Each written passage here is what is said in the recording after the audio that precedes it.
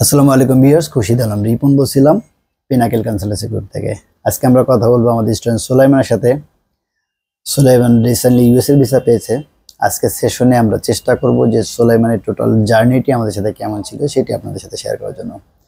Viewer যারা দেখছেন আমাদের এই সাকসেস স্টোরিগুলো শেয়ার করার উদ্দেশ্যই থাকে যে এটা দেখে যে কোন কোয়ালিটি স্টুডেন্ট পাচ্ছে বা এমবেসিতে কী ধরনের প্রশ্ন করে, টোটাল জার্নিতে কোন কোন স্টেপ আছে, এগুলো শেয়ার করলে অন্য যারা বাইরে যাইতে চান আমরা বিশ্বাস করি যে তাদের কিছুটা হইলেও এই ইনফরমেশনগুলো তাদের কাজে লাগবে। সেই উদ্দেশ্য নিয়ে আমাদের সেশনগুলো করা থাকে।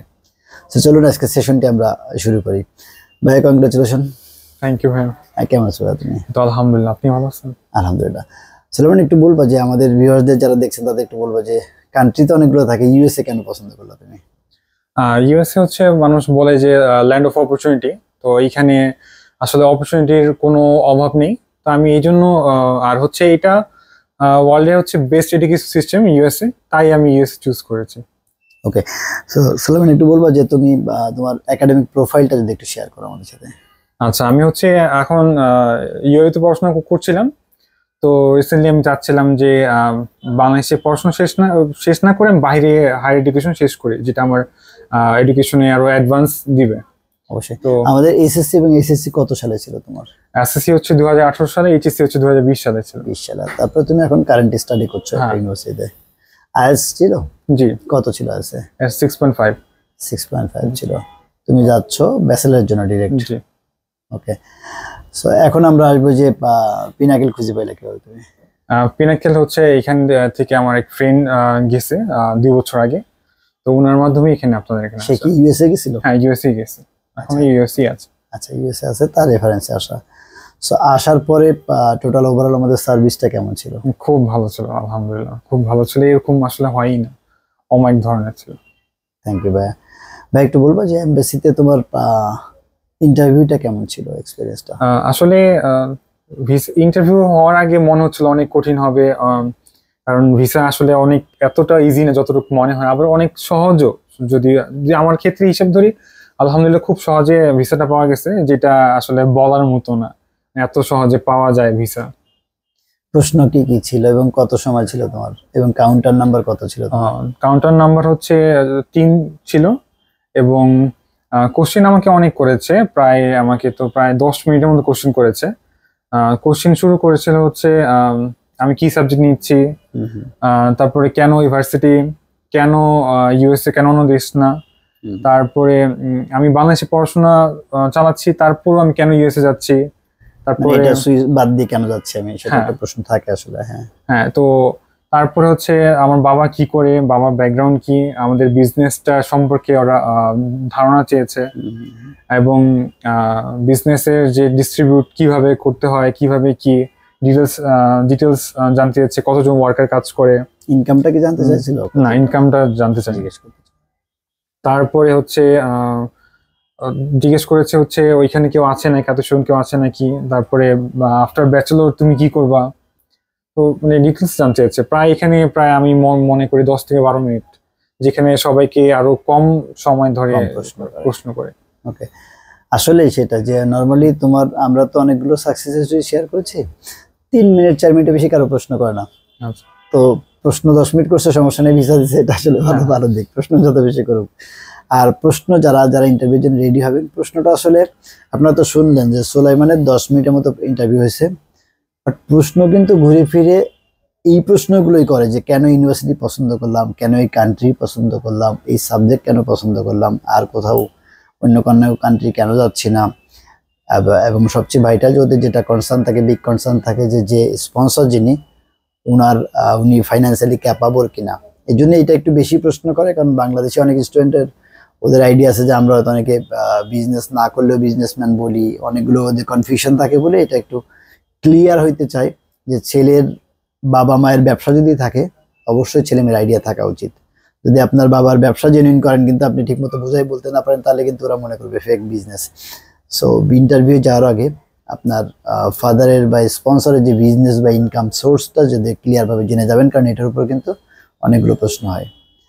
সুলাইমান, এমনি তুমি কত আগে গেছিলে? ইন্টারভিউ ছিল কখন তোমার টাইমিং? ইন্টারভিউ ছিল 1:45-এ। তুমি কিন্তু লাকি, কারণ নর্মালি যেটা হচ্ছে আমরা মাঝে মাঝে নিউজ পাচ্ছি যে সকালের দিকে ভিসা বেশি ভালো থাকে, মাঝে মাঝে বিকালে গেলে নাকি ভিসা হয় না, বাট তুমি তো একটা 45 ভিসা পাইছো। ওই সময় রেশিও কেমন ছিল ভিতরে? সত্যি বলতে ওই সময় আসলে ভিসা দিচ্ছিল না বললেই চলে, খুব কম দিচ্ছিল। তো আমি বলবো আলহামদুলিল্লাহ আপনাদের দোয়ায় আমার ভিসা হয়ে গেছে, আপনাদের সাপোর্টের কারণেই হয়ে গেছে আমার। আর আমাদের অফিস থেকে যে ট্রেনিং গুলো করানো হয় এগুলো কি তুমি গুড এনাফ মনে করো? হ্যাঁ অবশ্যই গুড এনাফ, অবশ্যই, মানে এর উপরে আর কিছু হয় না। থ্যাংক ইউ ভাইয়া। সো যারা দেখছিলেন, আমরা পিনাকেল কনসালটেন্সি গ্রুপ 22 বছর ধরে স্টুডেন্ট কনসালটেন্সি করছি। বিশ্বের অনেকগুলো দেশে আমরা স্টুডেন্ট পাঠাই, বাট আমরা আগে একটু শিওর হয়ে নিই যে দেশের প্রসিডিউর আমরা টপ টু বটম কোথাও সম্পূর্ণ আমরা প্রসেস করতে পারি সেই দেশগুলো প্রসেস করি। আমরা যে দেশগুলো প্রসেস করি তার মধ্যে ইউএসএ অন্যতম, এবং আমরা গর্বের সাথে বলতে চাই যে বাংলাদেশ থেকে যত স্টুডেন্ট গেছে, যতগুলো এজেন্সি স্টুডেন্ট পাঠায়, আমার ধারণা যে পিনাকেল সবচেয়ে বেশি নাম্বার অফ স্টুডেন্ট পাঠায়। সবগুলো সাকসেস স্টোরি বা সবগুলো পোস্ট হয়তো আমরা শেয়ার করি না, কারণ এগুলো আমরা আমাদের প্রমোশনের চেয়ে মনে করি যে যারা যাচ্ছে তাদের সিকিউরিটি কনসার্নটা আমাদের কাছে বিগ ইস্যু, এই জন্য আমরা শেয়ার করি না। বাট আমরা অনেকগুলো স্টুডেন্ট ইউএসএতে পাঠিয়েছি। আপনারা হয়তো কেউ নিউ ইয়র্কে গেলে বা অন্য কোনো স্টেটে গেলে বুঝতে পারবে যে পিনাকেলের কী পরিমাণ স্টুডেন্ট আছে। পার্সোনালি আমিও আমার লাস্ট ভিজিটে 2-3 জায়গায় দেখেছি যে প্রিমিয়াম সুইটসে খাচ্ছি, সেখানে আমার স্টুডেন্ট দেখা হয়েছে, হয়তো বাইরে এক জায়গায় গেছি সেখানেও দেখা হয়েছে। সো অনেকগুলো স্টুডেন্ট আমরা পাঠাই। সো ইউএসএ যেহেতু আমরা অনেক স্টুডেন্ট পাঠাই এবং আমাদের মোর দ্যান 80+ ইউনিভার্সিটি কলেজের সাথে উই হ্যাভ এগ্রিমেন্ট।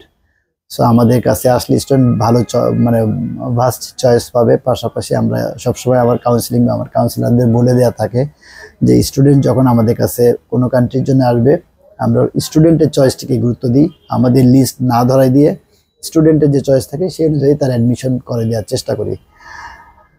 ইউএসএর জন্য বা যে কোনো দেশের জন্য অ্যাডমিশন টু ভিসা প্রসিডিউর এটা কিন্তু এক্সপার্ট হ্যান্ডে প্রসেস করাইলে ভিসার পসিবিলিটিস অনেক বাড়ে। সো 22 বছর একটা কনসালটেন্সি ফার্ম, এবং আমরা বিশ্বাস করি বা আমরা ক্লেম করি যে আমরা ভালো এজেন্ট, আমরা অ্যাকুরেট ওয়েতে ফাইল প্রসেস করি, এটা আমরা বলি। আমাদের যদি কোনো স্টুডেন্টের সাথে আপনাদের দেখা হয় বা কোনো খবর নিলে জানতে পারবেন যে আমাদের পিনাকেলের স্টুডেন্টের টপ টু বটম যে ক্ষেত্রে অনেক দেশে আছে কানাডাতে আছে স্টাডি প্ল্যান ভালো করে করতে হয়, এটা ডিপেন্ড করে ইকুইভ্যালেন্ট ইন্টারভিউ। ইউএসএতে physically face to face interview আছে। সো ইন্টারভিউ প্রিপারেশনটা অনেক ভাইটাল ব্যাপার। অনেকগুলো দেশে আছে অ্যাডমিশনের জন্য এসওপিটা একটা ভাইটাল। সো এক্সপার্ট এজেন্টের কিন্তু একটা ভ্যালু সবসময় আছে। আমরা সার্ভিস চার্জ নেই, সার্ভিস চার্জ নিতে হবে, কারণ আমরা এনজিও বা এই টাইপের সোশ্যাল সার্ভিস প্রোভাইডার কোনো অর্গানাইজেশন না। আমরা যেহেতু স্টুডেন্টের সার্ভিস দিয়েই তাদের ইনকাম করে অফিস চালাই, সেই জন্য আমরা সার্ভিস চার্জ নেই। অনেকগুলো দেশে আমরা সার্ভিস চার্জ নেইও না, যেমন ইউকে, নিউজিল্যান্ড, অস্ট্রেলিয়া, এইসব দেশে কিন্তু আমরা কোনো সার্ভিস চার্জ নিই না। সো আমাদের মাধ্যমে প্রসেস করলে এতটুকু গ্যারান্টি দিতে পারি যে আপনার অ্যাডমিশন টু ভিসা প্রসিডিউর কোনো স্টেজে আপনাকে কোনো পেন নিতে হবে না, এবং নির্ভুলভাবে আপনার ফাইলটি প্রসেস হবে। যদি কেউ ইউএসএর জন্য ট্রাই করতে চান বা অন্য কোনো দেশ, যে দেশগুলো আমরা প্রসেস করি, আমাদের সোশ্যাল মিডিয়াতে গেলে হয়তো জানতে পারবেন যে কোন কোন দেশ আমরা প্রসেস করি।